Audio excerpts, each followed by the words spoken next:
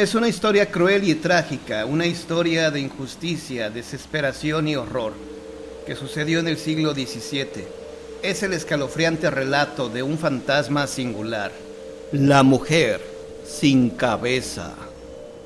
El lugar donde se desarrolló el final de esta historia verídica es una isla subtropical, cubierta de vegetación colorida y exótica, con extensas playas de arenas blancas sobre las que rompen las olas cristalinas del mar Caribe.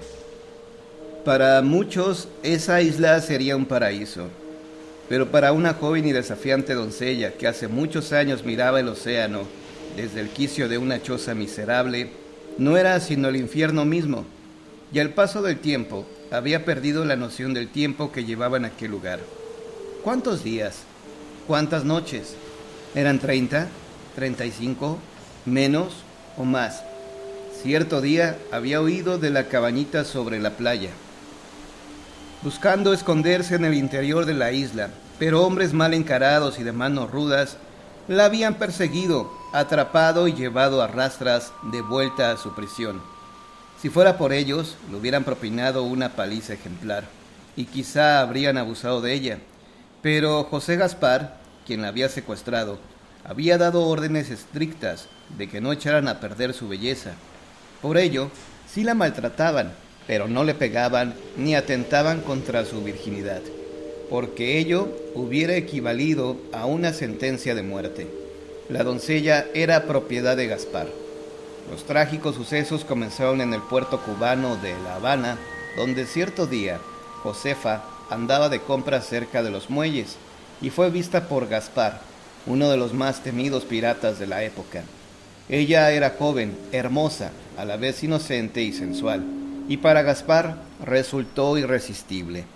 El deseo que sintió por ella fue abrumador y simplemente, momentos después de verla, ordenó a 2 miembros de su tripulación que la secuestraran.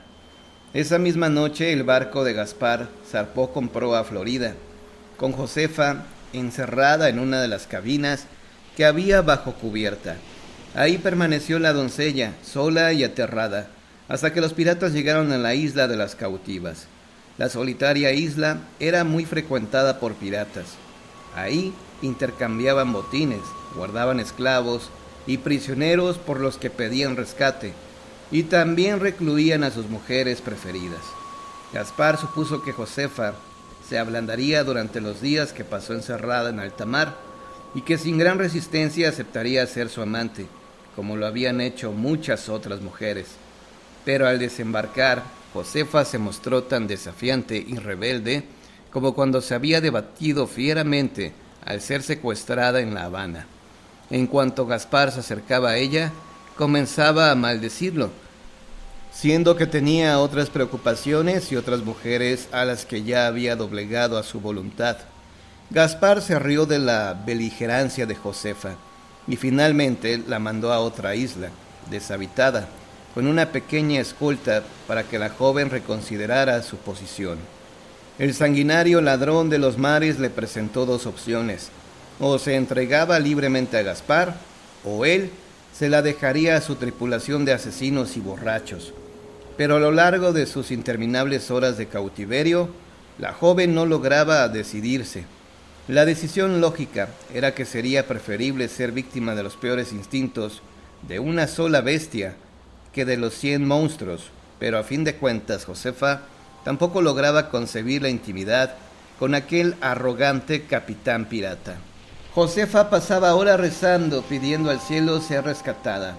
Soñaba ser liberada por su padre o por aquel apuesto oficial naval que había visto en 2 ocasiones en La Habana. Aquel marino gallardo que le sonreía y la saludaba con respeto y galantería. Es posible, pensaba. Es militar y la marina siempre anda cazando piratas. Podría venir en su buque de guerra a estas islas en busca de Gaspar y de otros asesinos. Papá debe saber quién me secuestró. Es seguro que ya exigió a las autoridades que me busquen y que castiguen a mis captores. Pero al paso de las semanas, la tan esperada ayuda no se materializaba, y poco a poco la presión de su encierro, el miedo interminable y el odio terrible que desarrolló hacia Gaspar fueron afectando profundamente la estabilidad mental de Josefa. Soñaba despierta, y sus ensoñaciones se poblaron de personas que la acusaban en vez de brindarle alivio y consolación. Se le aparecía a su padre con gesto adusto, de brazos cruzados, sacudiendo la cabeza, y le decía: «Es por la manera en que te comportas. Seduces a los hombres. Ya no eres mi pequeña e inocente Josefa».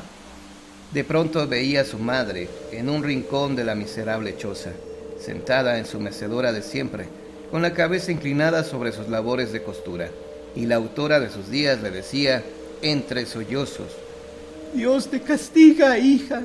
Si hubieras ido a misa más seguido, esto no te habría ocurrido». Ni siquiera la figura de bondadoso padre, Cirilo, le proporcionaba alivio alguno. Con voz grave, el religioso le susurraba: «Si Dios ha permitido que esta cosa terrible suceda, es que debe ser su voluntad, criatura. Arrepiéntete y pide al Señor que te perdone antes de que sea demasiado tarde». Y la desdichada Josefa buscaba en su alma y en la historia de su corta vida algún terrible pecado, pero no lo hallaba. Quizá pensaba, no había pecado en realidad, y toda aquella pesadilla era parte de algún designio divino. Había oído hablar de santos que habían padecido persecuciones y torturas por la mayor gloria del Señor. «Este debe ser mi caso», concluía la prisionera. «Dios quiere que yo sufra para gloria suya». En otras ocasiones se le aparecía la despreciable figura de Gaspar, burlándose de ella, amenazándola. Tenía las manos manchadas de sangre y una mueca horrible descomponía su rostro mientras intentaba abrazarla. Con voz ronca el pirata le decía: «¿Ya elegiste, preciosidad? ¿Placeres conmigo o placeres con mi tripulación?». Y Josefa se arrastraba a un rincón de su choza, se cubría el rostro con las manos y lloraba inconsolablemente hasta que la espectral aparición se desvanecía, lanzando horrendas carcajadas al viento. La angustia mental de la doncella fue en aumento y pronto se desarrolló una nueva realidad en su mente.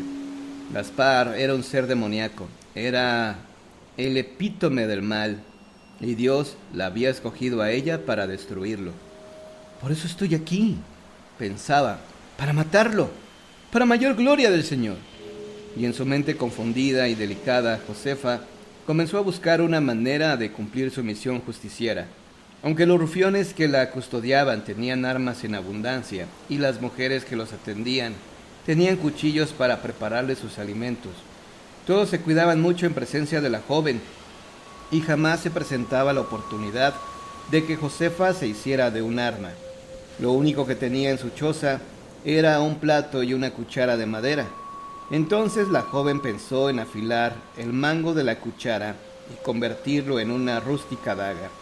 Buscando discretamente por la playa, encontró una concha rota y con ella pasó horas raspando el utensilio para darle la forma deseada.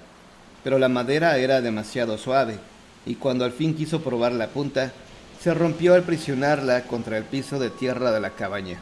Y fue precisamente cuando Josefa buscaba otra manera de armarse cuando Gaspar regresó a buscarla. Josefa salió de la choza y esperó sobre la arena desafiante. El pirata llegaba en un gran bote de remos en el que había viajado desde la isla de las cautivas. El buque de Gaspar seguía anclado allá, cargado con el botín de sus más recientes abordajes. Había pasado la noche anterior con una hermosa prisionera francesa, Claudine, pero entre abundantes copas de vino y licor y el recuerdo obsesivo de Josefa, Gaspar no pudo satisfacer a su amante europea. Furioso, había culpado a Claudine de su impotencia y le había propinado varias bofetadas. Pero en el fondo sabía que ella no había tenido la culpa y venía maldiciéndose a sí mismo por aquella pasión enfermiza que sentía por Josefa. Gaspar saltó a la playa y con su acostumbrada arrogancia caminó hasta la doncella. Sus marinos quedaron atrás, junto a la lancha, a respetuosa distancia de su sanguinario líder. Con la mano sobre la empuñadura de su sable, el pirata se detuvo ante Josefa. El enojo que sentía contra sí mismo se iba tornando en rabia hacia ella, aún al ver la profunda transformación que había sufrido la joven. La mirada de Josefa divagaba, sus mejillas se habían hundido, Tenía el rostro cubierto de tierra y su cabello había perdido toda suavidad y lustre. Sus ropas, ya convertidas en harapos, solo cubría a media su cuerpo enflaquecido y tembloroso. «Pues bien», rugió el asesino en los mares. «¿Pues qué?», repuso la joven trastornada. Ya no veía ante sí a un hombre, el odio la cegaba. Él era un príncipe de la oscuridad y el mal, un aborrecible demonio. Él era Lucifer mismo. Ocultando apenas su sorpresa ante la violenta respuesta de Josefa, Gaspar contestó: «Cuando te mandé a esta isla, te dije que eligieras entre dos opciones. ¿Ya se te olvidó?». «Ah, sí», silbó Josefa entre dientes, «lo recuerdo. Y ya hice mi elección. No eres más que un cerdo putrefacto, y preferiría ser la amante de un perro». Gaspar no titubeó. Con toda calma, ante la mirada azorada de sus hombres, desvainó su gran sable y limpiamente, de un solo tajo, cercenó la cabeza de la doncella. Desde aquella trágica mañana han transcurrido varios siglos. A lo largo del tiempo, personas que han visitado la isla hoy llamada Usepa, forma coloquial de Josefa, han reportado el avistamiento de extraños fantasmas sobre las blancas arenas de sus costas o en la perfumada penumbra de sus selvas. Han sido vistos piratas, o por lo menos vagas figuras que portan grandes cuchillos o espadas.